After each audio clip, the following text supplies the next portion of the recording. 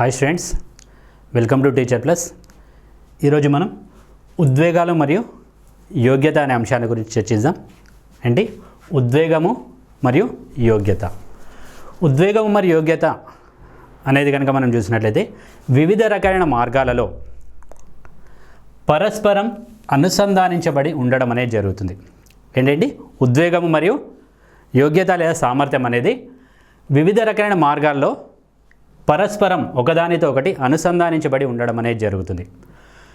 ముఖ్యంగా ఇవి వ్యక్తిగత ప్రవర్తన, సామాజిక ప్రతిచర్యలు, సామాజిక ప్రతిచర్యలు మరియు ఈ రెండింటి యొక్క శ్రేయస్సును కూడా ఇవి ప్రభావితం చేయడం అనేది జరుగుతుంది.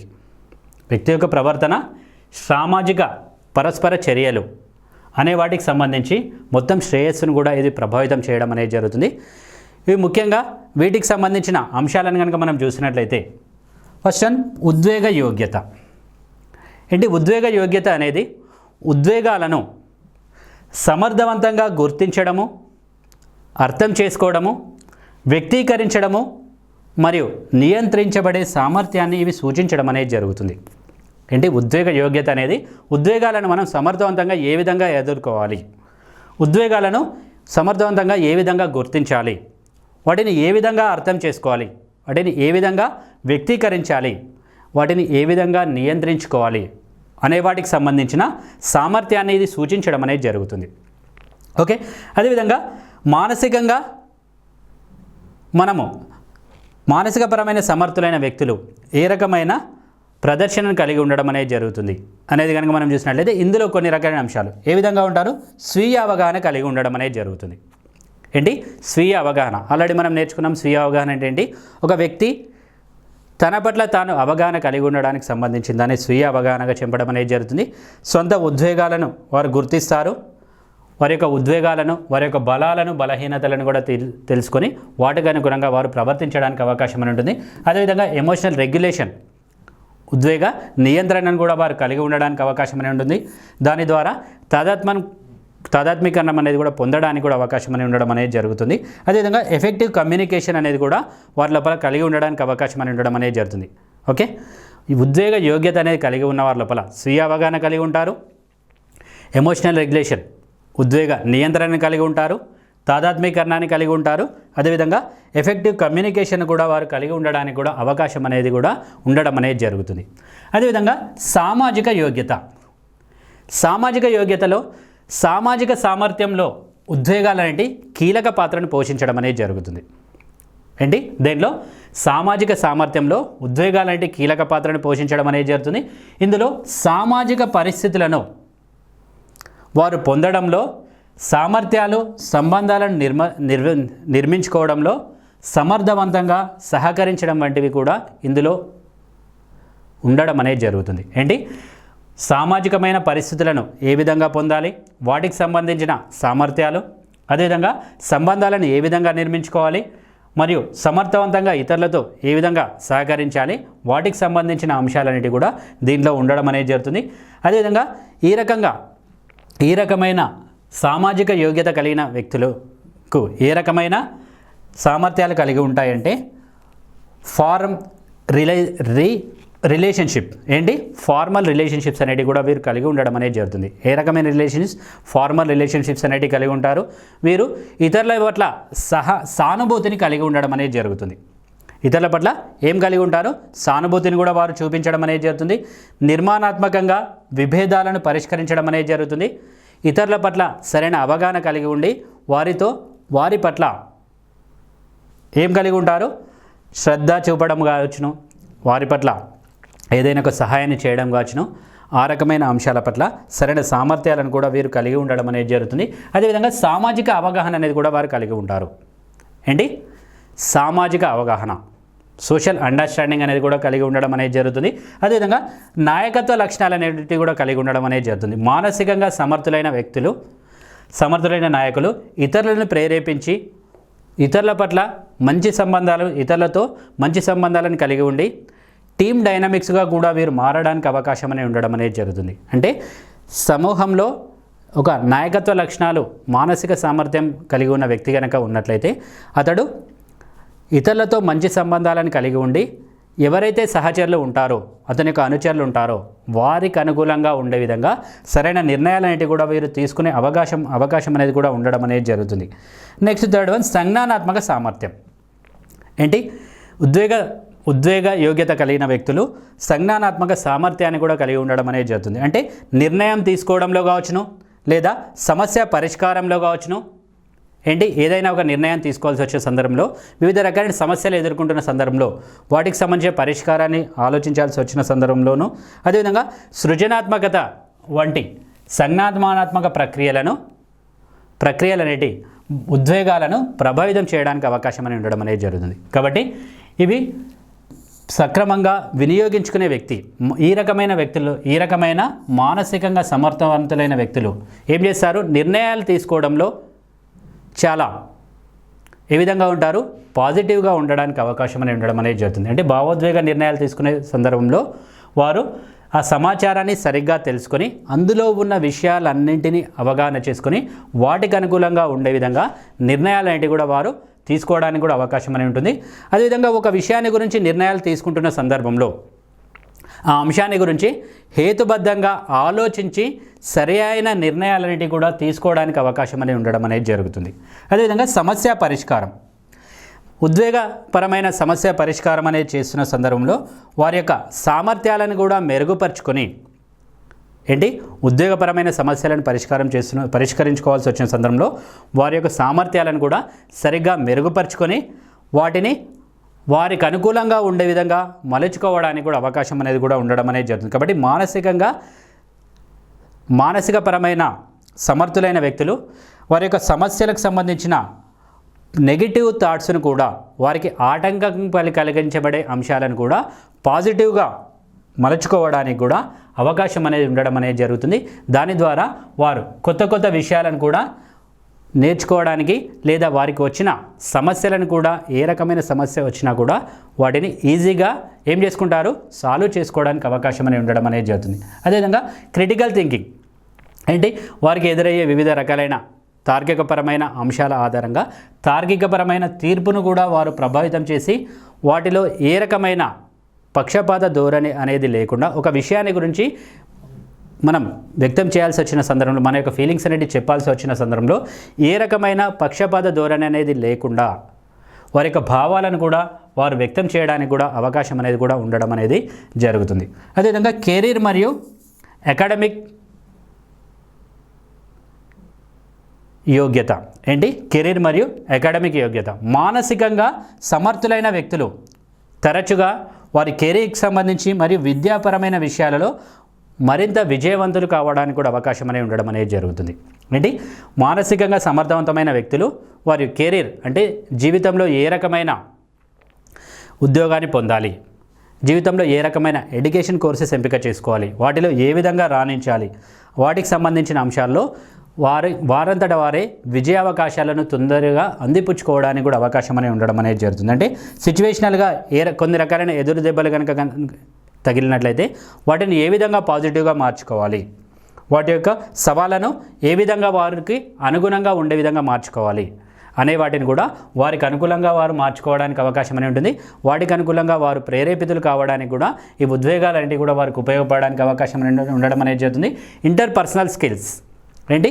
ఇంటర్నల్ పర్సనల్ స్కిల్స్, వారి యొక్క బలాలేంటి, బలహీనతలేంటి, వాటికి అనుకూలంగా ఉండే విధంగా వారి యొక్క సామర్థ్యాలను కూడా వారు అభివృద్ధి పరచుకోవడానికి కూడా అవకాశం అనేది ఉండడం అనేది జరుగుతుంది. వారి లోపల ఉన్న బలహీనమైన అంశాలను కూడా వారు డెవలప్ చేసుకుంటూ బలమైన అంశాలుగా వారు మార్చుకోవడానికి కూడా ఇవి సహకరించడం అనేది జరుగుతుంది.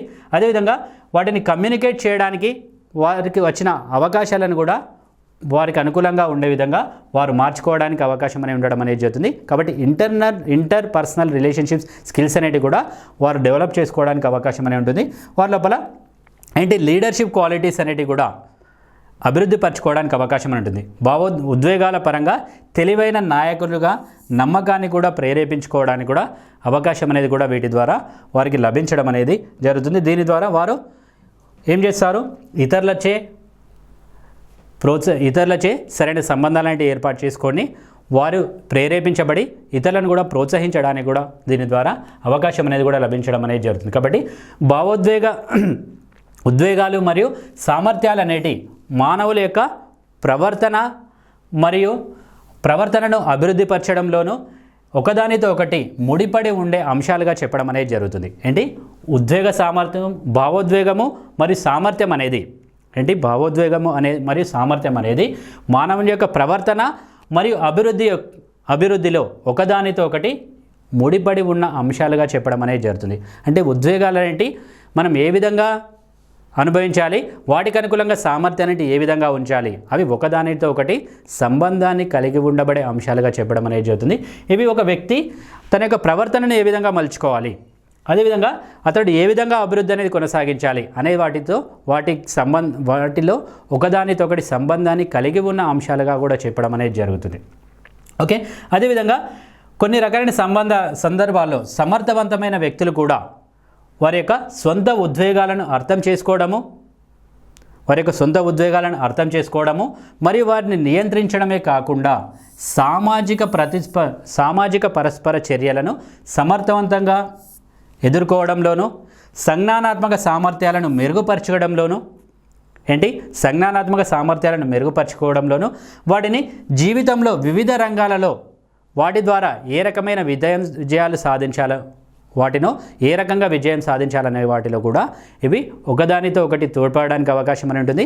వ్యక్తికి ఆ విధమైన తోడ్పాటు అనేటివి కూడా సామర్థ్యాలు మరియు ఉద్వేగాలు అనేటివి కూడా అందించడానికి కూడా అవకాశం అని ఉండడం అనేది జరుగుతుంది. కాబట్టి ఉద్వేగ సామర్థ్యాన్ని పెంపొందించుకోవడము, వ్యక్తిగత పెరుగుదల, స్థితిస్థాపకత మరియు ఈ రకమైన అంశాలన్నింటిలో కూడా ఇవి గణనీయమైన మార్పు అనేది సంభవించే విధంగా చేసి ఒక వ్యక్తికి కూడా ఇవి దోహదాన్ని కూడా అందించడం అనేది కూడా చేయడం అనేది జరుగుతుంది.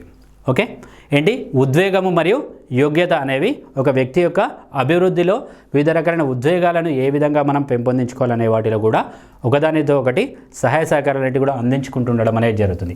అదేవిధంగా ఉద్వేగము మరియు సంస్కృతి, ఏంటి ఎమోషన్ అండ్ కల్చర్. ఉద్వేగము మరియు సంస్కృతి అనేవి లోతుగా పరస్పరం అనుసంధానించబడిన అంశాలుగా చెప్పడం అనేది జరుగుతుంది.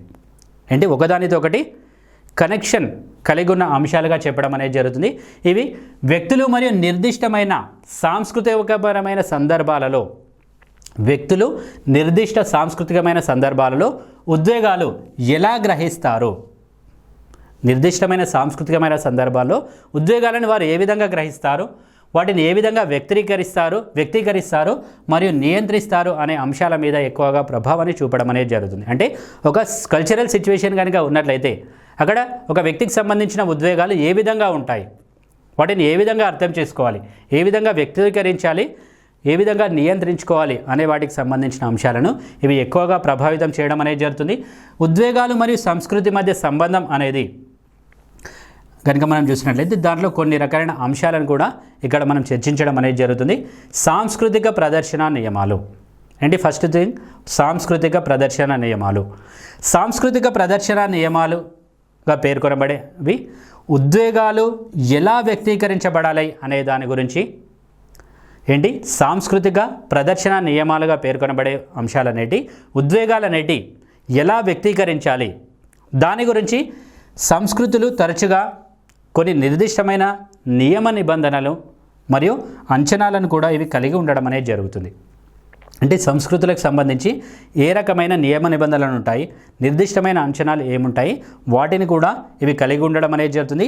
ఈ నియమాలు ఇవి కొన్ని రకాలైన నియమాలను కూడా నిర్దేశించడం అనేది జరుగుతుంది. ఏంటి సంస్కృతికి సంబంధించిన కొన్ని రకాలైన నియమాలను కూడా ఇవి నిర్దేశించడం అనేది జరుగుతుంది. ఇందులో వ్యక్తీకరణ ఏంది బహిరంగంగా వ్యక్తీకరించడానికి ఉద్వేగాలు అనేటి సముచితమైనవిగా ఉండడం అనేది జరుగుతుంది. అంటే మనం ఏ రకమైన ఫీలింగ్స్ అనేవి బహిరంగంగా వ్యక్తీకరించాలనుకున్నట్లయితే అందులో ఉద్వేగాలు అనేవి సముచితమైనవిగా ఉండడం అనేది జరుగుతుంది. వాటిని ఏ విధంగా ప్రదర్శించాలి అనే వాటికి సంబంధించాలనేది కూడా ఇందులో దాగి ఉండడం అనేది జరుగుతుంది. కొన్ని సందర్భాల్లో కొన్ని సంస్కృతులలో ఉండే మర్యాద లేదా సంతోషాన్ని కూడా మనము ఏ విధంగా ఒక్కొక్క రకమైన కల్చర్లో ఒక్కొక్క రకమైన రెస్పెక్ట్ అనేది ఉండడానికి అవకాశం అని ఉంటుంది. వాటికి అనుకూలంగా వాటిని ఏ విధంగా పొందాలి, ఆ రకమైన సందర్భంలో మనము ఏ విధంగా వ్యక్తపరచాలి. ఫర్ ఎగ్జాంపుల్ ఒక కల్చర్ సంబంధించిన వ్యక్తుల దగ్గరికి మనం వెళ్ళినప్పుడు మనం వాటిని ఏ విధంగా డెలిబరేట్ చేయాలి, వారితో రెస్పెక్ట్గా ఏ విధంగా మాట్లాడాలి, ఆ సిచ్యువేషన్ మనం ఏ విధంగా అనుభవించాలి, వాటికి సంబంధించిన విషయాల గురించి కూడా మనము ఇక్కడ తెలుసుకోవడం అనేది జరుగుతుంది. అదేవిధంగా అణచివేయడం. సామాజిక సందర్భాల్లో కొన్ని రకాలైన ఉద్వేగాలను మనము అణచివేయడానికి అనుకూలంగా ఉండే విధంగా మనము ఉద్వేగాలు అనేవి కూడా ఉండడానికి అవకాశం అని ఉండడం అనేది జరుగుతుంది. అంటే సిచ్యువేషనల్గా అక్కడ కోపం కనుక వచ్చినట్లయితే, ఒక సందర్భంలో ఒక సిచ్యువేషన్ చూసి కోపం కనుక వచ్చినట్లయితే వాటిని ఏ విధంగా కంట్రోల్లో ఉంచుకోవాలి, ఏ విధంగా అణచివేయాలి అనే వాటికి సంబంధించిన విషయాలను కూడా మనం ఇందులో ఉపయోగించడం అనేది జరుగుతుంది. అదేవిధంగా ఉద్వేగ సమతుల్యత. వివిధ రకాలైన సందర్భాల్లో ఉద్వేగ సమతుల్యత లేదా గ్రహించబడిన అంశాలనేటివి కూడా మనం మార్చుకోవడానికి అవకాశం అనేది ఉండడం అనేది జరుగుతుంది. అంటే అక్కడ ఉన్న సిచ్యువేషన్ బట్టి, అక్కడ ఉన్న కల్చర్ని బట్టి మనము ఇంతకుముందు అనుభవించబడిన అంశం అనేది కనుక అక్కడ చూసినట్లయితే దానికి అనుకూలంగా అక్కడ ఉండకపోవచ్చును. కాబట్టి అలాంటి సందర్భంలో ఉద్వేగ సమతుల్యత అనేది కనుక మనం సరిగ్గా ఉపయోగించబడినట్లయితే ఆ ఉద్వేగాలను కూడా మనం సరిగ్గా అర్థం చేసుకోవడానికి అవకాశం అనేది ఉండడం అనేది జరుగుతుంది. ఫర్ ఎగ్జాంపుల్ కొన్ని సంస్కృతుల్లో సంతోషం, ఉత్సాహం వంటి సానుకూలమైన ఉద్వేగాలను నొక్కి చెప్పడానికి అవకాశం అని ఉండడం అనేది జరుగుతుంది. సంతోషం లేదా వివిధ రకాలైన వేడుకలు అనేటివి ఏర్పాటు చేసుకున్న సందర్భంలో లేదా ఏదో పండగలు కనుక మనం నిర్వహించుకుంటున్న సందర్భంలో అక్కడ సంతోషానికి సంబంధించిన అంశాలను కూడా మనము వ్యక్తపరచడానికి అవకాశం అని ఉండడం అనేది జరుగుతుంది. అదేవిధంగా ఇతర సంస్కృతులను కనుక మనం చూసినట్లయితే ప్రాధాన్యత దానికి ఇవ్వచ్చును, ప్రాధాన్యత ఇవ్వలేకపోవడానికి అవకాశం అని ఉండవచ్చును. ఫర్ ఎగ్జాంపుల్ కొన్ని రకాలైన కల్చర్లో కొన్ని రకాలైన పండుగలు చేసుకుంటున్నప్పుడు వారు ఆ యొక్క ఎన్వైరన్మెంట్ను సంతోషంగా వారు అనుభవించడానికి అవకాశం ఉంటుంది. అదే రకమైన డేను, అదే రకమైన సిచ్యువేషన్ ఇంకో కల్చర్ వ్యక్తులు దానికి అనుకూలంగా ఉండే విధంగా వారి యొక్క ఉద్వేగాలు అనేవి ఉండొచ్చును, ఉండలేకపోవడానికి కూడా అవకాశం అని ఉండడం అనేది జరగవచ్చును. అవునా? అదేవిధంగా ఉద్వేగ ప్రకటన. ఇక్కడ ఉద్వేగ ప్రకటన అనేది అక్కడ మనము అనుమతించబడే లేదా ప్రోత్సహించబడిన ఉద్వేగ వ్యక్తీకరణ స్థాయిలలో సంస్కృతులు విభిన్నంగా ఉండడానికి కూడా అవకాశం అని ఉండడం అనేది జరగవచ్చును. ఏ విధంగా మనము అక్కడికి వెళ్ళిన తర్వాత ఒక కల్చర్ని కనుక మనం చూసినట్లయితే అక్కడ ఉండబడే ఉద్వేగ వ్యక్తీకరణ స్థాయిని కనుక మనం చూసినట్లయితే సంస్కృతులలో కూడా భిన్నంగా కూడా ఉండడానికి కూడా అవకాశం అనేది ఉండడం అనేది జరగవచ్చును. కొన్ని సంస్కృతులలో కమ్యూనికేషన్ మరియు కనెక్షన్ యొక్క సాధనగా మనం యొక్క ఉద్వేగాలైతే బాహ్య ప్రదర్శనలు ప్రోత్సహించడానికి కూడా అవకాశం అనేది ఉండడం అనేది జరుగుతుంది.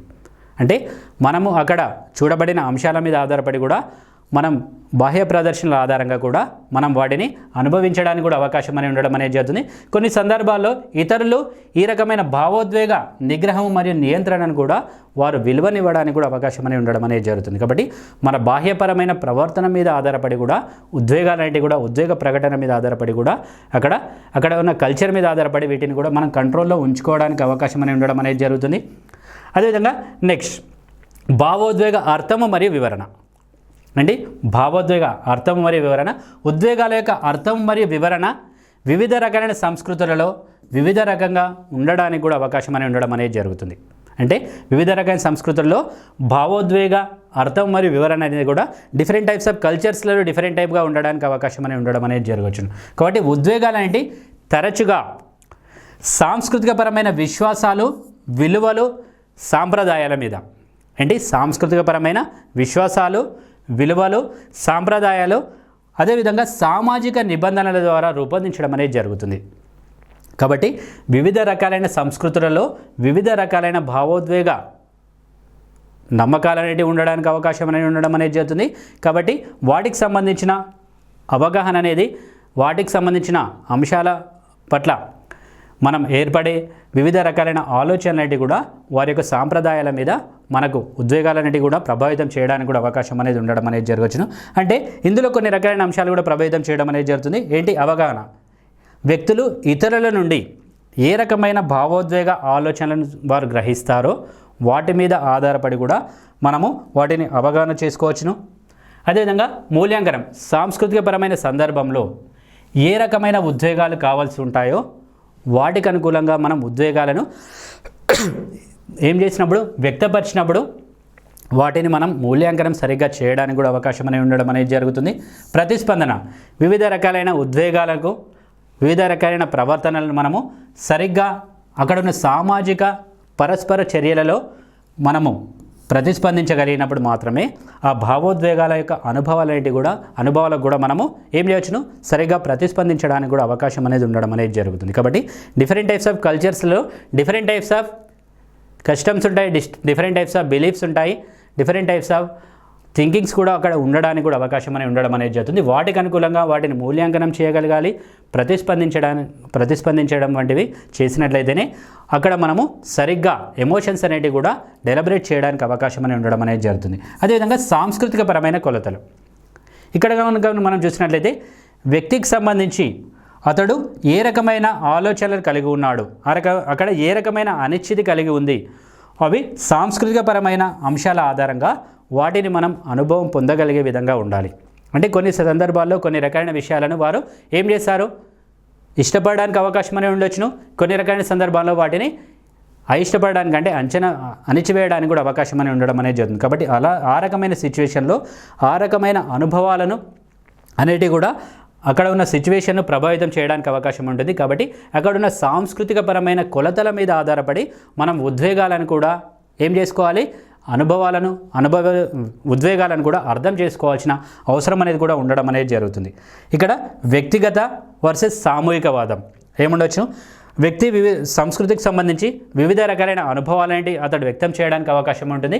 కాబట్టి అతడు స్వీయ వ్యక్తీకరణ అనుభవాలనేటి వాటికి ఎక్కువగా ప్రాధాన్యతనివ్వడం వంటివి కాకుండా అక్కడ ఉన్న సాంస్కృతిక పరమైన అంశాలకు ఎక్కువగా ప్రాధాన్యత అనేది కూడా ఇవ్వాల్సి ఉండడం అనేది జరుగుతుంది. అదేవిధంగా శక్తి దూరం అంటే వ్యక్తికి సంబంధించి సంస్కృతులు ఏమేమి ఉన్నాయి, అందులో ఏ రకమైన అంశాల పట్ల వారు అధికారయుతంగా ఉన్నారు లేదా వేటిని అణిచివేయడానికి అవకాశం అనేది ఉంటుంది, వాటికి సంబంధించిన వ్యక్తీకరణను కూడా మనం ప్రభావితం చేయాల్సి ఉండడం అనేది జరగాలి.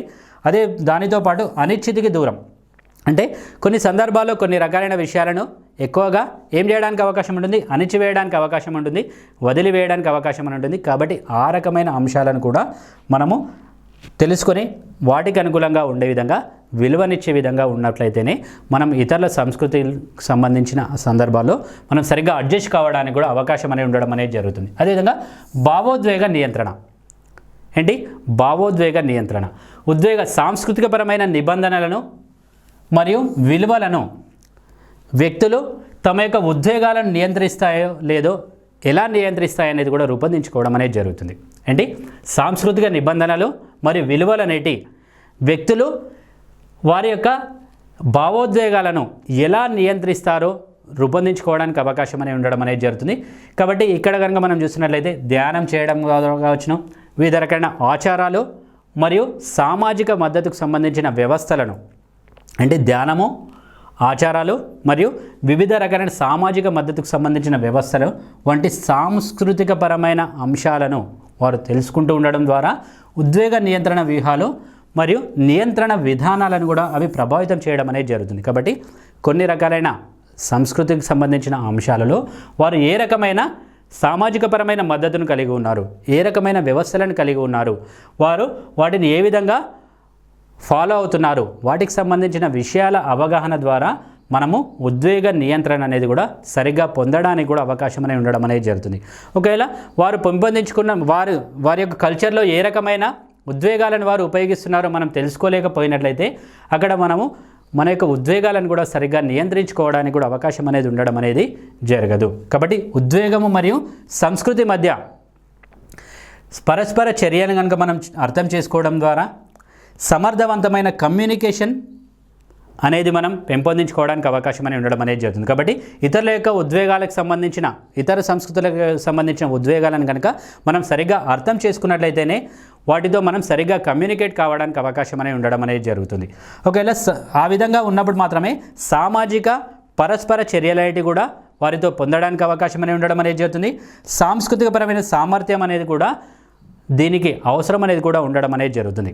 అంటే ఆ సంస్కృతికి సంబంధించిన ఏ రకమైన అంశాలు ఉంటాయి, వాటికి సంబంధించిన సామర్థ్యాల యొక్క అవసరం అనేది కూడా దీనికి ఉండడం అనేది జరుగుతుంది. ఇవి సరిగ్గా పొందినప్పుడే వారితో సమర్థవంతమైన కమ్యూనికేషన్ అనేది కూడా మనము కొనసాగించడానికి అవకాశం అనేది ఉండడం అనేది జరుగుతుంది.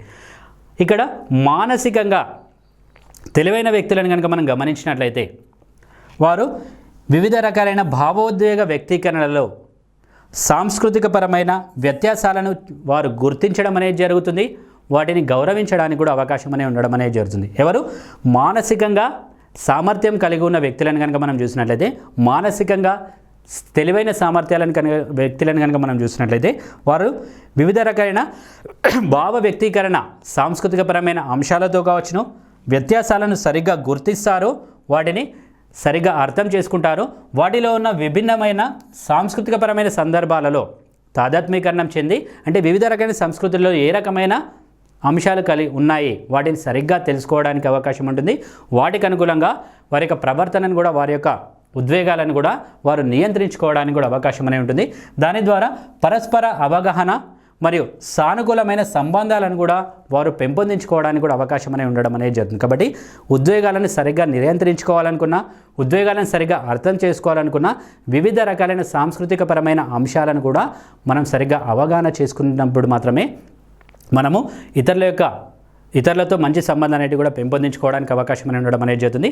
ఉద్వేగ సంస్కృతి అనేది కూడా ఉద్వేగాలను మనం అర్థం చేసుకోవడంలో, వారితో మంచి సంబంధాలను ఏర్పరచుకోవడంలో, పరస్పర అవగాహన మరియు సానుకూలపరమైన సంబంధాలను మనం ఏర్పాటు చేసుకోవడంలో ఉద్వేగాలు మరియు సంస్కృతి అనే సంబంధాలు అనేవి కూడా ఇవి ఎక్కువగా తోడ్పడడానికి కూడా అవకాశం అనేది కూడా ఉండడం అనేది జరుగుతుంది. Okay, thank you.